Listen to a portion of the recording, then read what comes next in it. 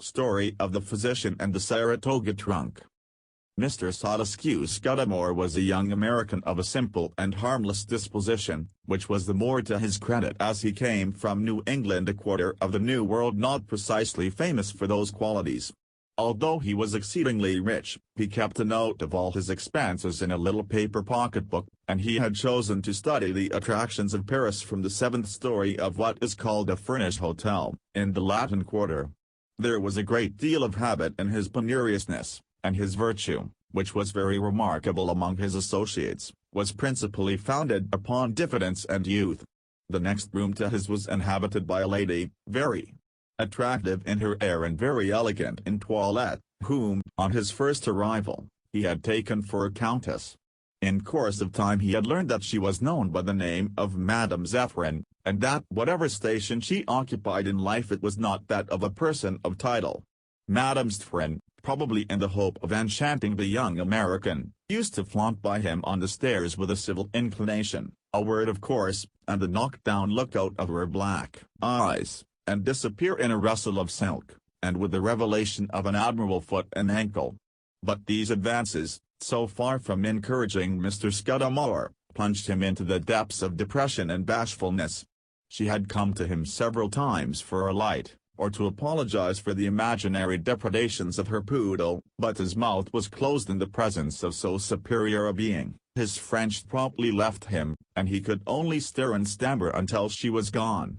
The slenderness of their intercourse did not prevent him from throwing out insinuations of a very glorious order when he was safely alone with a few males. The room on the other side of the Americans, for there were 3 rooms on a floor in the hotel, was tenanted by an old English physician of rather doubtful reputation. Dr. Noel, for that was his name, had been forced to leave London, where he enjoyed a large and increasing practice, and it was hinted that the police had been the instigators of this change of scene. At least he, who had made something of a figure in earlier life, now dwelt in the Latin Quarter in great simplicity and solitude, and devoted much of his time to study. Mr. Scuddamore had made his acquaintance, and the pair would now and then dine together frugally in a restaurant across the street. Silas Q. Scuddamore had many little vices, of the more respectable order, and was not restrained by delicacy from indulging them in many rather doubtful ways. Chief among his foibles stood curiosity. He was a born gossip, and life, and especially those parts of it in which he had no experience, interested him to the degree of passion. He was a pert, invincible questioner, pushing his inquiries with equal pertinacity and indiscretion. He had been observed, when he took a letter to the post, to weigh it in his hand, to turn it over and over, and to study the address with care, and when he found a flaw in the partition between his room and Madame Zephyrin's, instead of filling it up, he enlarged and improved the opening, and made use of it as a spy-hole on his neighbor's affairs. One day, in the end of March, his curiosity growing as it was indulged, he enlarged the hole a little further, so that he might command another corner of the room. That evening, when he went as usual to inspect Madame Zephyrin's movements, he was astonished to find the aperture obscured in an odd manner on the other side, and still more abashed when the obstacle was suddenly withdrawn and a titter of laughter reached his ears. Some of the plaster had evidently betrayed the secret of his spy-hole, and his neighbor had been returning the compliment in kind.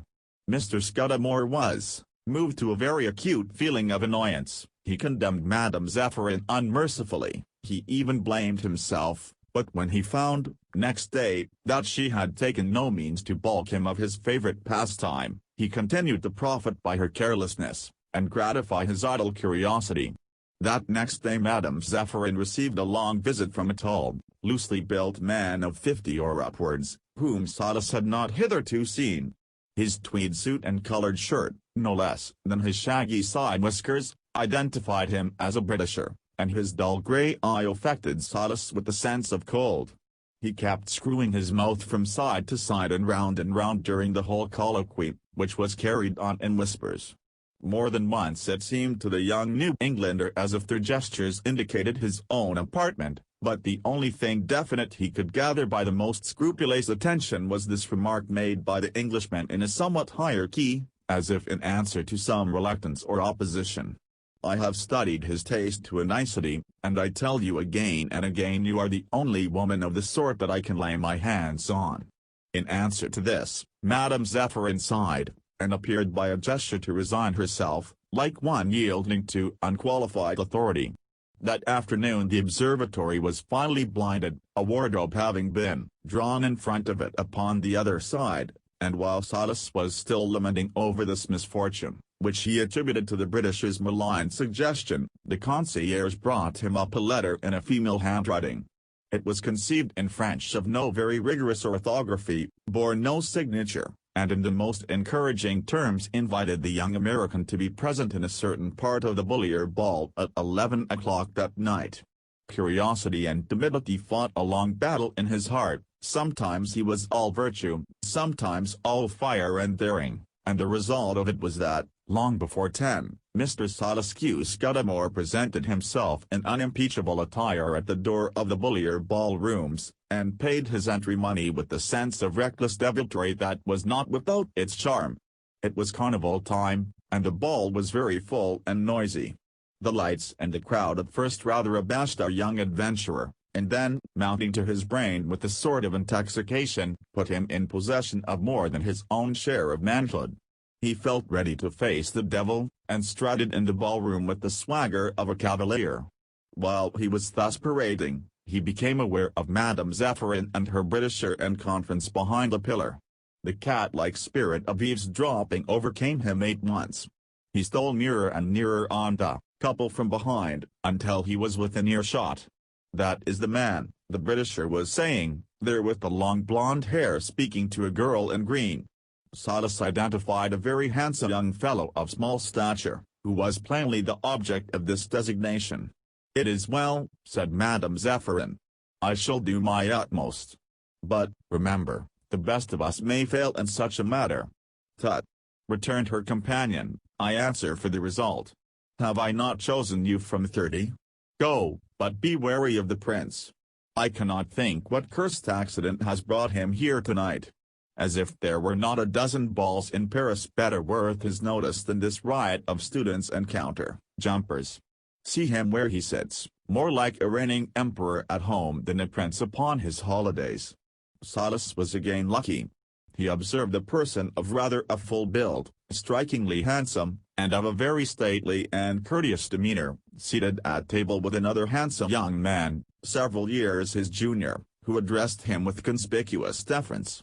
The name of Prince struck gratefully on Silas's republican hearing, and the aspect of the person to whom that name was applied exercised its usual charm upon his mind. He left Madame Zephyrin and her Englishman to take care of each other, and threading his way through the assembly, approached the table which the prince and his confidant had honored with their choice. "I tell you, Geraldine," the former was saying, "the action is madness. Yourself, I am glad to remember it, chose your brother for this perilous service, and you are bound in duty to have a guard upon his conduct. He has consented to delay so many days in Paris, that was already an imprudence, considering the character of the man he has to deal with, but now, when he is within 48 hours of his departure, when he is within 2 or 3 days of the decisive trial, I ask you, is this a place for him to spend his time? He should be in a gallery at practice, he should be sleeping long hours and taking moderate exercise on foot, he should be on a rigorous diet, without white wines or brandy. Does the dog imagine we are all playing comedy? The thing is deadly earnest, Geraldine." "I know the lad too well to interfere," replied Colonel Geraldine, "and well enough not to be alarmed. He is more cautious than you fancy, and of an indomitable spirit. If it had been a woman I should not say so much, but I trust the president to him and the 2 valets without an instant's apprehension."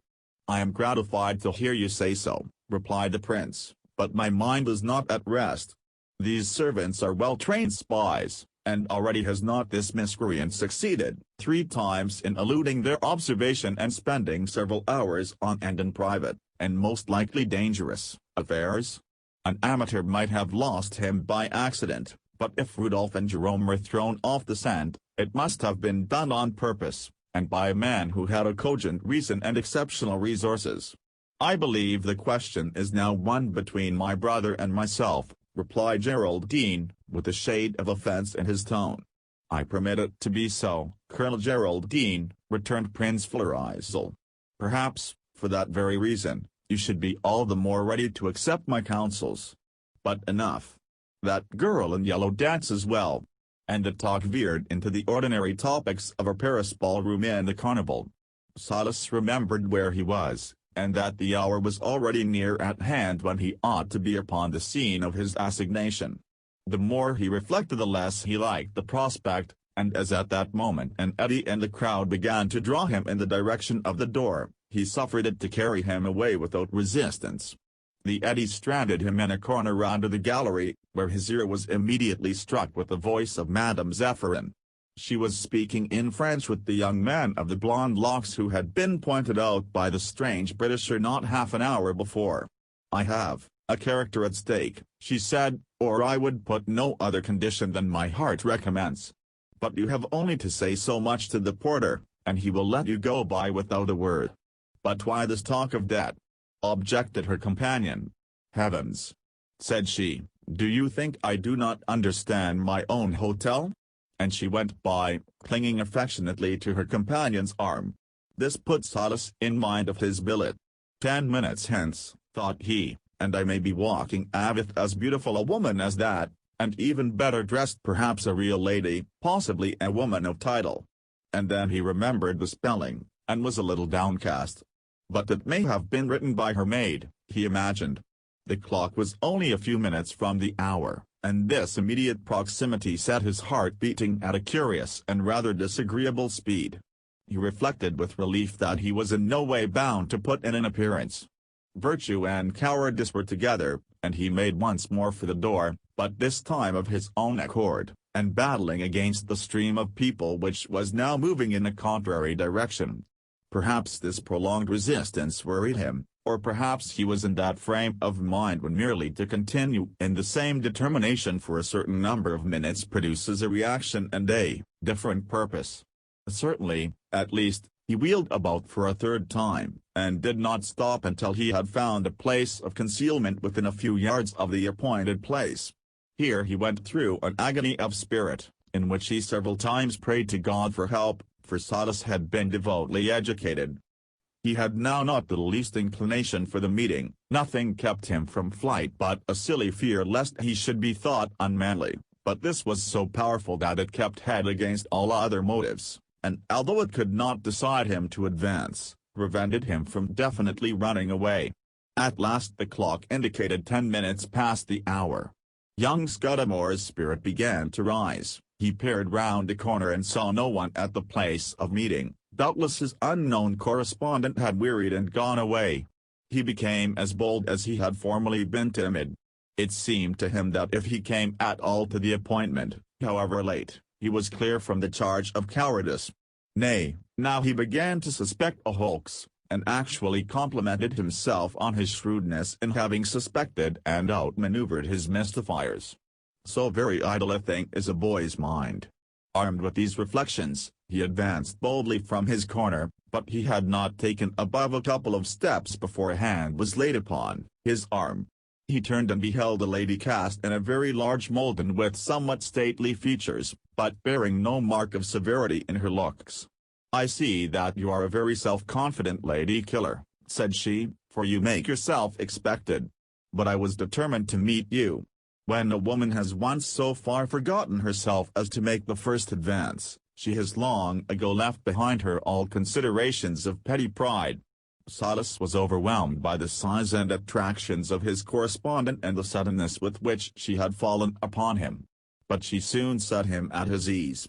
She was very towardly and lenient in her behavior. She led him on to make pleasantries, and then applauded him to the echo, and in a very short time, between blandishments and deliberate imbibition of warm brandy, she had not only induced him to fancy himself in love, but to declare his passion with the greatest vehemence.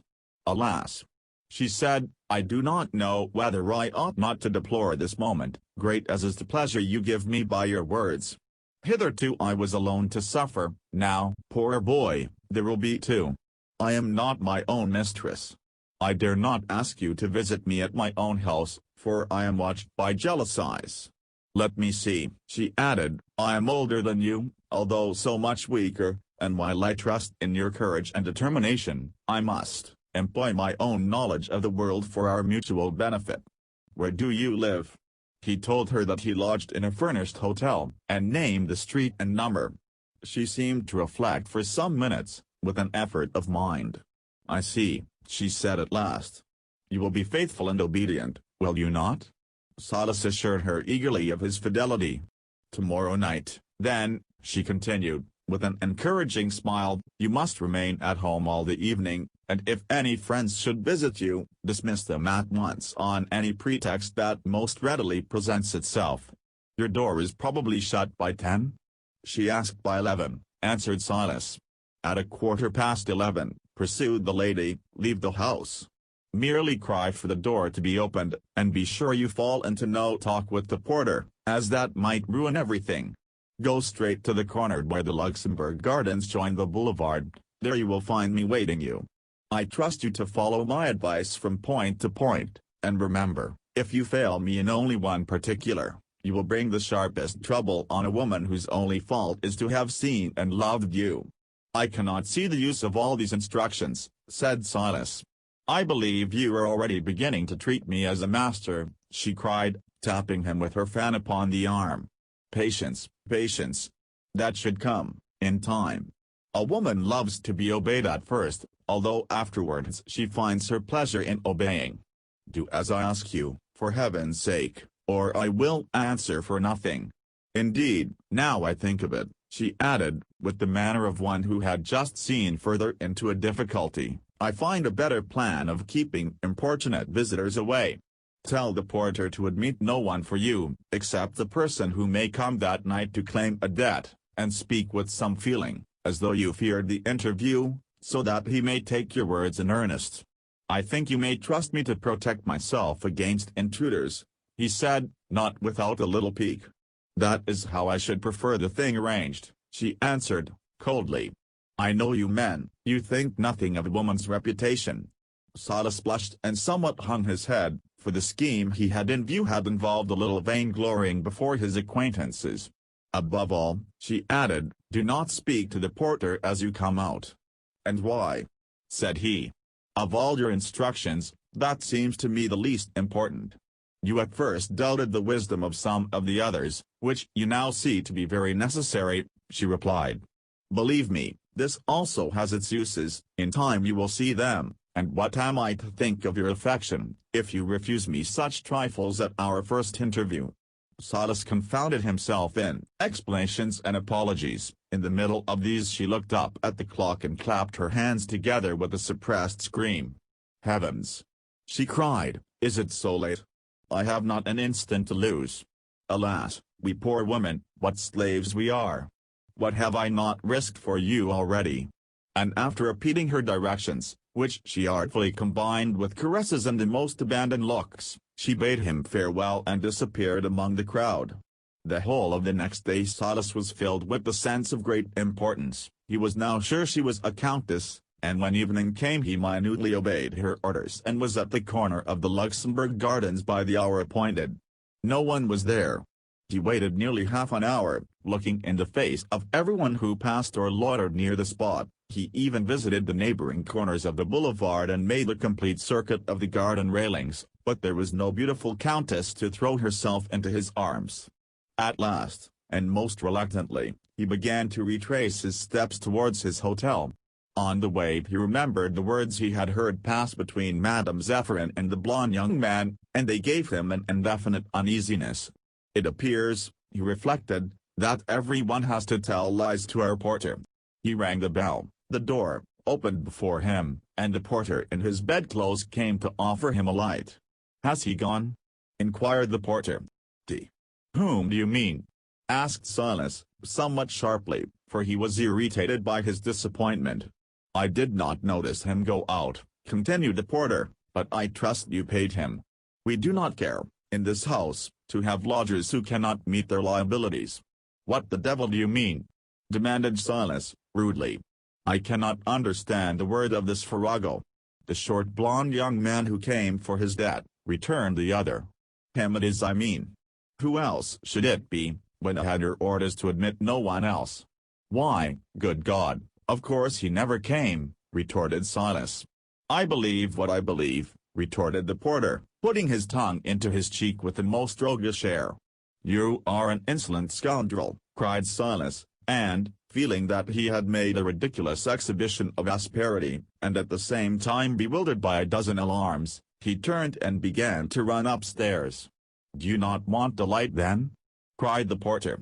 But Silas only hurried the faster, and did not pause until he had reached the 7th landing and stood in front of his own door. There he waited a moment to recover his breath, assailed by the worst forebodings and almost dreading to enter the room. When at last he did so, he was relieved to find it dark, and to all appearance untenanted. He drew a long breath. Here he was, home again in safety, and this should be his last folly as certainly as it had been his first. The matches stood on a little table by the bed, and he began to grope his way in that direction.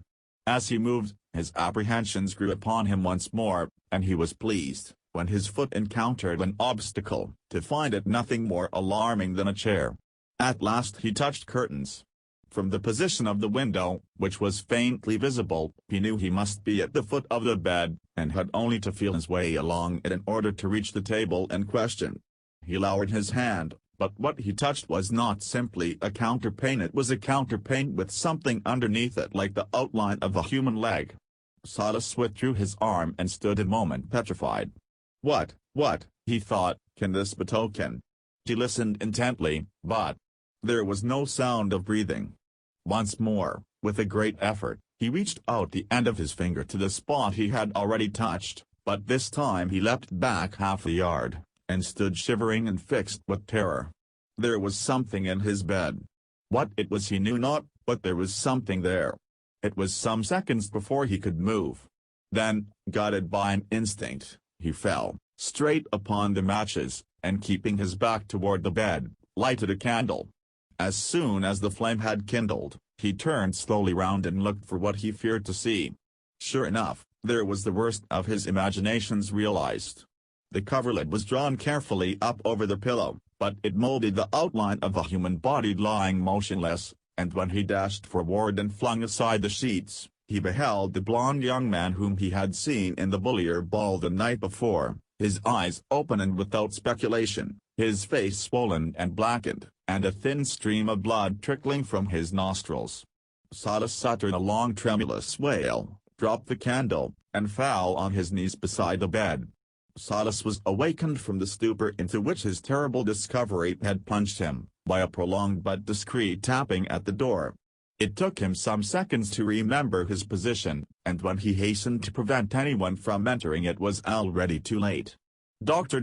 Noel, in a tall nightcap, carrying a lamp which lighted up his long white countenance, sidling in his gait, and peering and cocking his head like some sort of bird, pushed the door slowly open, and advanced into the middle of the room. "I thought I heard a cry," began the doctor, "and fearing you might be unwell, I did not hesitate to offer this intrusion." Silas, with a flushed face and a fearful beating heart, kept between the doctor and the bed, but he found no voice to answer. "You are in the dark," pursued the doctor, "and yet you have not even begun to prepare for rest. You will not easily persuade me against my own eyesight, and your face declares most eloquently that you require either a friend or a physician. Which is it to be? Let me feel your pulse, for that is often a just reporter of the heart." He advanced to Silas, who still retreated before him backwards, and sought to take him by the wrist, but the strain on the young American's nerves had become too great for endurance. He avoided the doctor with a febrile movement, and, throwing himself upon the floor, burst into a flood of weeping. As soon as Dr. Noel perceived the dead man in the bed his face darkened, and hurrying back to the door which he had left ajar, he hastily closed and double-locked it. "Up!" he cried, addressing Silas in strident tones. "This is no time for weeping. What have you done? How came this body in your room? Speak freely to one who may be helpful. Do you imagine I would ruin you? Do you think this piece of dead flesh on your pillow can alter in any degree the sympathy with which you have inspired me? Credulous youth, the horror with which blind and unjust law regards an action never attaches to the doer in the eyes of those who love him, and if I saw the friend of my heart return to me out of seas of blood, he would be in no way changed in my affection. Raise yourself, he said, good and ill are a chimera, there is not in life except destiny, and however you may be circumstanced there is one at your side who will help you to the last. Thus encouraged, Silas gathered himself together, and in a broken voice, and helped out by the doctor's interrogations, contrived at last to put him in possession of the facts. But the conversation between the prince and Geraldine he altogether omitted, as he had understood little of its purport, and had no idea that it was in any way related to his own misadventure. "Alas!" cried Dr. Noel, "I am much abused, or you have fallen innocently into the most dangerous hands in Europe. Poor boy, what a pit has been dug for your simplicity! Into what a deadly peril have your unwary feet been conducted! This man," he said, "this Englishman, whom you twice saw, and whom I suspect to be the soul of the contrivance, can you describe him? Was he young or old? Tall or short?" But Silas, who, for all his curiosity, had not a seeing eye in his head, was able to supply nothing but meager generalities, which it was impossible to recognize. "I would have it a piece of education in all schools," cried the doctor angrily. "Where is the use of eyesight and articulate speech if a man cannot observe and recollect the features of his enemy? I, who know all the gangs of Europe, might have identified him, and gained new weapons for your defense. Cultivate this art in future, my poor boy, you may find it of momentous service." "The future?" repeated Silas. "What future is there left for me except the gallows?" "Youth is but a cowardly season," returned the doctor, "and a man's own troubles look blacker than they are. I am old, and yet I never despair." "Can I tell such a story to the police?" demanded Silas. "Assuredly not," replied the doctor. "From what I see already of the machination in which you have been involved, your case is desperate upon that side, and for the narrow eye of the authorities you are infallibly the guilty person. And remember that we only know a portion of the plot, and the same infamous contrivers have doubtless arranged many other circumstances which would be elicited by a police inquiry, and help to fix the guilt more certainly upon your innocence." "I am then lost, indeed," cried Silas. "I have not said so," answered Dr. Noel, "for I am a cautious man." "But look at this," objected Silas, pointing to the body. "Here is this object in my bed, not to be explained, not to be disposed of, not to be regarded without horror." "Horror?" replied the doctor. "No. When this sort of clot has run down, it is no more to me than an ingenious piece of mechanism, to be investigated with a bistoury.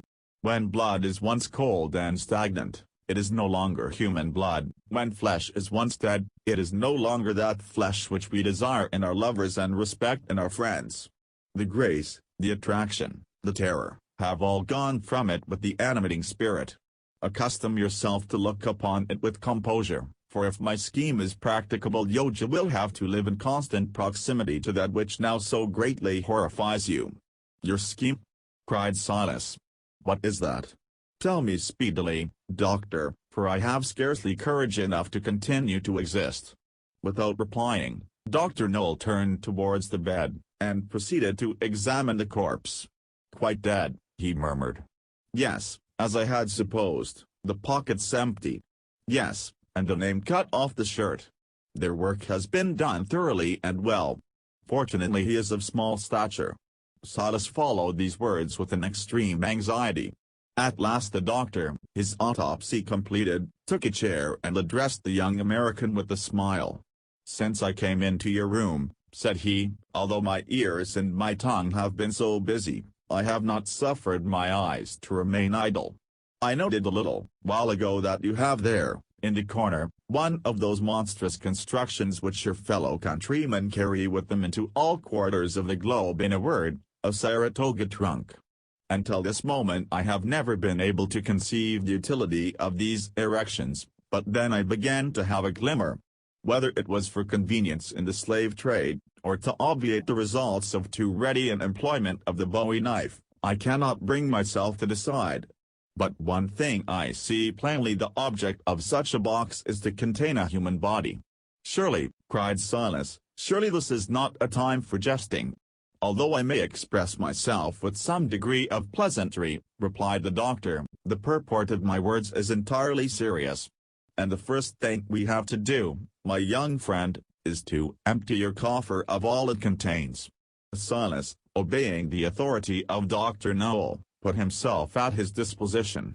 The Saratoga trunk was soon gutted of its contents, which made a considerable litter on the floor, and then Silas taking the heels and the doctor supporting the shoulders, the body of the murdered man was carried from the bed, and, after some difficulty, doubled up and inserted whole into the empty box. With an effort on the part of both, the lid was forced down upon this unusual baggage, and the trunk was locked and corded by the doctor's own hand, while Silas disposed of what had been taken out between the closet and a chest of drawers. Now, said the doctor, the first step has been taken on the way to your deliverance. Tomorrow, or rather today, it must be your task to allay the suspicions of your porter, paying him all that you owe, while you may trust me to make the arrangements necessary to a safe conclusion. Meantime, follow me to my room, where I shall give you a safe and powerful opiate, for, whatever you do, you must have rest. The next day was the longest in Silas's memory. It seemed as if it would never be done.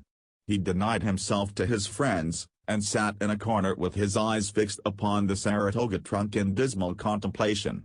His own former indiscretions were now returned upon him in kind, for the observatory had been once more opened, and he was conscious of an almost continual study from Madame Zepherin's apartment.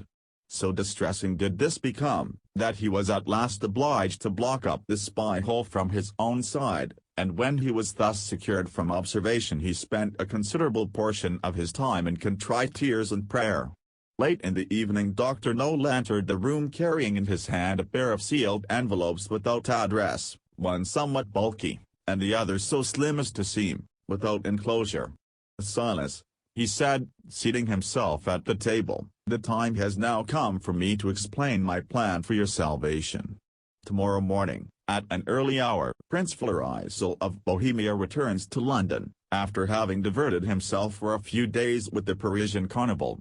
It was my fortune, a good while ago, to do Colonel Geraldine, his master of the horse, one of those services so common in my profession, which are never forgotten upon either side. I have no need to explain to you the nature of the obligation under which she was laid. Suffice it to say that I knew him ready to serve me in any practicable manner.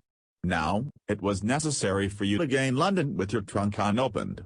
To this the custom house seemed to oppose a fatal difficulty, but I bethought me that the baggage of so considerable a person as the prince is, as a matter of courtesy, passed without examination by the officers of custom.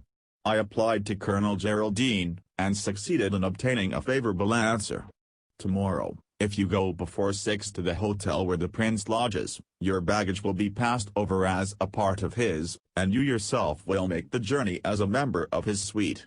It seems to me, as you speak, that I have already seen both the prince and Colonel Geraldine. I even overheard some of their conversation the other evening at the Bullier ball. It is probable enough, for the prince loves to mix with all societies, replied the doctor. Once arrived at London, he pursued, your task is nearly ended. In this more bulky envelope I have given you a letter which I dare not address, but in the other you will find the designation of the house to which you must carry it along with your box, which will there be taken from you and not trouble you any more. Alas, said Silas, I have every wish to believe you, but how is it possible? You open up to me a bright prospect, but, I ask you, is my mind capable of receiving so unlikely a solution? Be more generous, and let me farther understand your meaning. The doctor seemed painfully impressed. Boy, he answered, you do not know how hard a thing you ask of me. But be it so. I am now inured to humiliation, and it would be strange if I refused you this, after having granted you so much. No, then, that although I now make so quiet an appearance frugal, solitary, addicted to study when I was younger, my name was once a rallying cry among the most astute and dangerous spirits of London, and while I was outwardly an object for respect and consideration, my true power resided in the most secret, terrible, and criminal relations. It is to one of the persons who then obeyed me that I now address myself to deliver you from your burden. They were men of many different nations and dexterities, all bound together by a formidable oath and working to the same purposes. The trade of the association was in murder, and I who speak to you, innocent as I appear, was the chieftain of this redoubtable crew. What? Cried Silas. A murderer? And one with whom murder was a trade? Can I take your hand? Ought I to so much as accept your services? Dark and criminal old man, would you make an accomplice of my youth and my distress? The doctor bitterly laughed. You are difficult to please, Mr. Scuddamore, said he, but I now offer you your choice of company between the murdered man and the murderer. If your conscience is too nice to accept my aid, say so, and I will immediately leave you. Thenceforward you can deal with your trunk and its belongings as best suits your upright conscience. I own myself wrong, replied Silas. I should have remembered how generously you offered to shield me, even before I had convinced you of my innocence, and I continue to listen to your counsels with gratitude. That is well, returned the doctor, and I perceive you are beginning to learn some of the lessons of experience. At the same time, resumed the New Englander, as you confess yourself accustomed to this tragical business, and the people to whom you recommend me are your own former associates and friends, could you not yourself undertake the transport of the box, and rid me at once of its detested presence? Upon my word, replied the doctor, I admire you cordially. If you do not think I have already meddled sufficiently in your concerns, believe me, from my heart I think the contrary. Take or leave my services as I offer them, and trouble me with no more words of gratitude, for I value your consideration even more lightly than I do your intellect. A time will come, if you should be spared to see a number of years in health and mind, when you will think differently of all this, and blush for your tonight's behavior.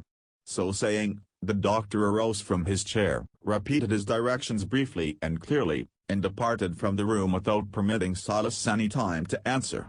The next morning Silas presented himself at the hotel, where he was politely received by Colonel Geraldine, and relieved, from that moment, of all immediate alarm about his trunk and its grisly contents. The journey passed over without much incident, although the young man was horrified to overhear the sailors and railway porters complaining among themselves about the unusual weight of the prince's baggage. Silas traveled in a carriage with the valets, for Prince Florizel chose to be alone with his master of the horse. On board the steamer, however, Silas attracted His Highness's attention by the melancholy of his air and attitude as he stood gazing at the pile of baggage, for he was still full of disquietude about the future. There is a young man, observed the prince, who must have some cause for sorrow. That, replied Geraldine, is the American for whom I obtained permission to travel with your suite. You remind me that I have been remiss in courtesy, said Prince Florizel, and advancing to Silas, he addressed him with the most exquisite condescension in these words, I was charmed, young sir, to be able to gratify the desire you made known to me through Colonel Geraldine. Remember, if you please, that I shall be glad at any future time to lay you under a more serious obligation. And then he put some questions as to the political condition of America, which Silas answered with sense and propriety. You are still a young man, said the prince, but I observe you to be very serious for your years. Perhaps you allow your attention to be too much occupied with grave studies. But, perhaps, on the other hand, I am myself indiscreet and touch upon a painful subject. I have certainly cause to be the most miserable of men, said Silas. Never has a more innocent person been more dismally abused. I will not ask you for your confidence, returned Prince Florizel. But do not forget that Colonel Geraldine's recommendation is an unfailing passport, and that I am not only willing, but possibly more able than many others, to do you a service. Silas was delighted with the amiability of this great personage, but his mind soon returned upon its gloomy preoccupations, for not even the favor of a prince to a republican can discharge the brooding spirit of its cares. The train arrived at Charing Cross, where the officers of the revenue respected the baggage of Prince Florizel in the usual manner. The most elegant equipages were in waiting, and Silas was driven, along with the rest, to the prince's residence. There Colonel Geraldine sought him out, and expressed himself pleased to have been of any service to a friend of the physician's, for whom he professed a great consideration. "I hope," he added, "that you will find none of your porcelain injured." Special orders were given along the line to deal tenderly with the prince's effects. And then, directing the servants to place one of the carriages at the young gentleman's disposal, and at once to charge the Saratoga trunk upon the dickey, the colonel shook hands and excused himself on account of his occupations in the princely household. Silas now broke the seal of the envelope containing the address, and directed the stately footman to drive him to Box Court, opening off the Strand. It seemed as if the place were not at all unknown to the man, for he looked startled and begged a repetition of the order. It was with a heart full of alarms that Silas mounted into the luxurious vehicle, and was driven to his destination. The entrance to Box Court was too narrow for the passage of a coach. It was a mere footway between railings, with a post at either end. On one of these posts was seated a man, who at once jumped down and exchanged a friendly sign with the driver, while the footman opened the door and inquired of Silas whether he should take down the Saratoga trunk, and to what number it should be carried. "If you please," said Silas. "To number 3. The footman and the man who had been sitting on the post, even with the aid of Silas himself, had hard work to carry in the trunk, and before it was deposited at the door of the house in question, the young American was horrified to find a score of loiterers looking on. But he knocked with as good a countenance as he could muster up, and presented the other envelope to him who opened. "He is not at home," said he, "but if you will leave your letter and return tomorrow early, I shall be able to inform you whether and when he can receive your visit. Would you like to leave your box?" he added. "Dearly," cried Silas, and the next moment he repented his precipitation, and declared, with equal emphasis, that he would rather carry the box along with him to the hotel. The crowd jeered at his indecision and followed him to the carriage with insulting remarks, and Silas, covered with shame and terror, implored the servants to conduct him to some quiet and comfortable house of entertainment in the immediate neighborhood. The prince's equipage deposited Silas at the Craven Hotel in Craven Street, and immediately drove away, leaving him alone with the servants of the inn. The only vacant room, it appeared, was a little den up 4 pairs of stairs, and looking towards the back. To this hermitage, with infinite trouble and complaint, a pair of stout porters carried the Saratoga trunk. It is needless to mention that Silas kept closely at their heels throughout the ascent, and had his heart in his mouth at every corner. A single false step, he reflected, and the box might go over the banisters and land its fatal contents, plainly discovered, on the pavement of the hall. Arrived in the room, he sat down on the edge of his bed to recover from the agony that he had just endured, but he had hardly taken his position when he was recalled to a sense of his peril by the action of the boots, who had knelt beside the trunk, and was proceeding officiously to undo its elaborate fastenings. "Let it be," cried Silas. "I shall want nothing from it while I stay here." "You might have let it lie in the hall, then," growled the man, "a thing as big and heavy as a church. What you have inside, I cannot fancy. If it is all money, you are a richer man than me." "Money?" repeated Silas, in a sudden perturbation. "What do you mean by money? I have no money, and you are speaking like a fool." "All right, Captain," retorted the boots with a wink. "There's nobody will touch your lordship's money. I'm as safe as the bank," he added, "but as the box is heavy, I shouldn't mind drinking something to your lordship's health." Silas pressed 2 Napoleons upon his acceptance, apologizing, at the same time, for being obliged to trouble him with foreign money, and pleading his recent arrival for excuse. And the man, grumbling with even greater fervor, and looking contemptuously from the money in his hand to the Saratoga trunk and back again from the one to the other, at last consented to withdraw. For nearly 2 days the dead body had been packed into Silas's box, and as soon as he was alone the unfortunate New Englander nosed all the cracks and openings with the most passionate attention. But the weather was cool, and the trunk still managed to contain his shocking secret. He took a chair beside it, and buried his face in his hands, and his mind in the most profound reflection. If he were not speedily relieved, no question but he must be speedily discovered. Alone in a strange city, without friends or accomplices, if the doctor's introduction failed him, he was indubitably a lost New Englander. He reflected pathetically over his ambitious designs for the future. He should not now become the hero and spokesman of his native place of Bangor, Maine. He should not, as he had fondly anticipated, move on from office to office, from honor to honor. He might as well divest himself at once of all hope of being acclaimed President of the United States, and leaving behind him a statue, in the worst possible style of art, to adorn the Capitol at Washington. Here he was, chained to a dead Englishman doubled up inside a Saratoga trunk, whom he must get rid of, or perish from the rolls of national glory. I should be afraid to chronicle the language employed by this young man to the doctor, to the murdered man, to Madame Zephyrin, to the boots of the hotel, to the prince's servants, and, in a word, to all who had been ever so remotely connected with his horrible misfortune. He slunk down to dinner about 7 at night, but the yellow coffee room appalled him. The eyes of the other diners seemed to rest on his with suspicion, and his mind remained upstairs with the Saratoga trunk. When the waiter came to offer him cheese, his nerves were already so much on edge that he leapt halfway out of his chair and upset the remainder of a pint of ale upon the tablecloth.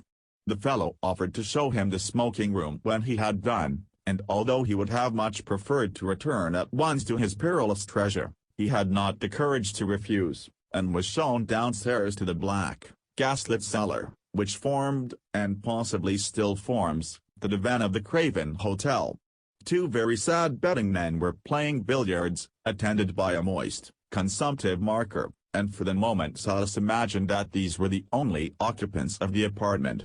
But at the next glance his eye fell upon a person smoking in the farthest corner, with lowered eyes and a most respectable and modest aspect.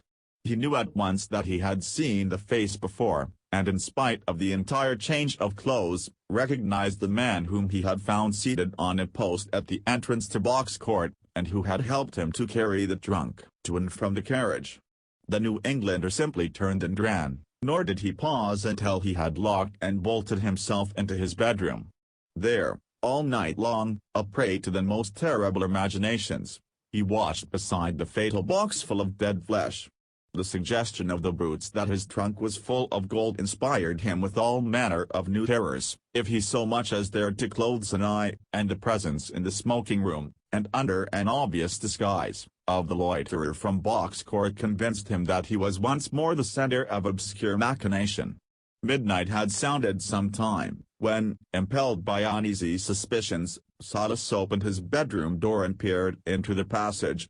It was dimly illuminated by a single jet of gas, and some distance off he perceived a man sleeping on the floor in the costume of a hotel underservant. Silas drew near the man on tiptoe. He lay partly on his back, partly on his side, and his right forearm concealed his face from recognition. Suddenly, while the American was still bending over him, the sleeper removed his arm and opened his eyes, and Silas found himself once more face to face with the loiterer of Box Court.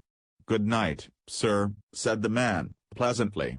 But Silas was too profoundly moved to find an answer, and regained his room in silence. Towards morning, worn out by apprehension, he fell asleep on his chair, with his head forward on the trunk. In spite of so constrained an attitude and such a grisly pillow, his slumber was sound and prolonged, and he was only awakened at a late hour and by a sharp tapping at the door. He hurried to open, and found the boots without. "You are the gentleman who called yesterday at Box Court?" he asked. Silas, with a quaver, admitted that he had done so. "Then this note is for you," added the servant, proffering a sealed envelope. Silas tore it open, and found inside the words, 12 o'clock. He was punctual to the hour. The trunk was carried before him by several stout servants, and he was himself ushered into a room, where a man sat warming himself before the fire with his back towards the door. The sound of so many persons entering and leaving, and the scrapping of the trunk as it was deposited upon the bare boards, were alike unable to attract the notice of the occupant, and Silas stood waiting, in an agony of fear, until he should deign to recognize his presence. Perhaps 5 minutes had elapsed before the man turned leisurely about, and disclosed the features of Prince Florizel of Bohemia. "So, sir," he said with great severity, "this is the manner in which you abuse my politeness. You join yourselves to persons of condition, I perceive, for no other purpose than to escape the consequences of your crimes, and I can readily understand your embarrassment when I addressed myself to you yesterday." "Indeed," cried Silas, "I am innocent of everything except misfortune." And in a hurried voice, and with the greatest ingenuousness, he recounted to the prince the whole history of his calamity. "I see I have been mistaken," said his highness, when he had heard him to an end. "You are no other than a victim, and since I am not to punish you, you may be sure I shall do my utmost to help. And now," he continued, "to business. Open your box at once, and let me see what it contains." Silas changed color. "I almost fear to look upon it," he exclaimed. "Nay," replied the prince, "have you not looked at it already? This is a form of sentimentality to be resisted. The sight of a sick man, whom we can still help, should appeal more directly to the feelings than that of a dead man who is equally beyond help or harm, love or hatred. Nerve yourself, Mr. Scuddamore." And then, seeing that Silas still hesitated, "I do not desire to give another name to my request," he added. The young American awoke as if out of a dream, and with a shiver of repugnance addressed himself to loose the straps and open the lock of the Saratoga trunk. The prince stood by, watching with a composed countenance and, his hands behind his back. The body was quite stiff, and it cost Silas a great effort, both moral and physical, to dislodge it from its position, and discover the face. Prince Florizel started back with an exclamation of painful surprise. "Alas!" he cried, "you little know, Mr. Scuddamore, what a cruel gift you have brought me. This is a young man of my own suite, the brother of my trusted friend, and it was upon matters of my own service that he has thus perished at the hands of violent and treacherous men. Poor Geraldine," he went on, as if to himself, "in what words am I to tell you of your brother's fate? How can I excuse myself in your eyes or in the eyes of God, for the presumptuous schemes that led him to this bloody and unnatural death? Ah, Florizel! Florizel! When will you learn the discretion that suits mortal life, and be no longer dazzled with the image of power at your disposal? Power!" he cried, "who is more powerless? I look upon this young man whom I have sacrificed, Mr. Scuddamore, and feel how small a thing it is to be a prince." Silas was moved at the sight of his emotion. He tried to murmur some consolatory words, and burst into tears. The prince, touched by his obvious intention, came up to him and took him by the hand. "Command yourself," said he. "We have both much to learn, and we shall both be better men for today's meeting." Silas thanked him in silence, with an affectionate look. "Write me the address of Dr. Noll on this piece of paper," continued the prince, leading him towards the table, "and let me recommend you, when you are again in Paris, to avoid the society of that dangerous man. He has acted in this matter on a generous inspiration, that I must believe, had he been privy to young Geraldine's death he would never have dispatched the body to the care of the actual criminal." "The actual criminal?" repeated Silas in astonishment. "Even so," returned the prince. "This letter, which the disposition of Almighty Providence has so strangely delivered into my hands, was addressed to no less a person than the criminal himself, the infamous president of the Suicide Club. Seek to pry no further in these perilous affairs, but content yourself with your own miraculous escape, and leave this house at once. I have pressing affairs, and must arrange at once about this poor Clay, which was so lately a gallant and handsome youth." Silas took a grateful and submissive leave of Prince Florizel, but he lingered in Box Court until he saw him depart in a splendid carriage on a visit to Colonel Henderson, of the police. Republican as he was, The young American took off his hat with almost a sentiment of devotion to the retreating carriage. And the same night he started by rail on his return to Paris. Here, observes my Arabian author, is the end of the history of the physician and the Saratoga trunk. Omitting some reflections on the power of Providence, highly pertinent in the original, but little suited to our Occidental taste, I shall only add that Mr. Scuddamore has already begun to mount the ladder of political fame, and by last advices was the sheriff of his native town.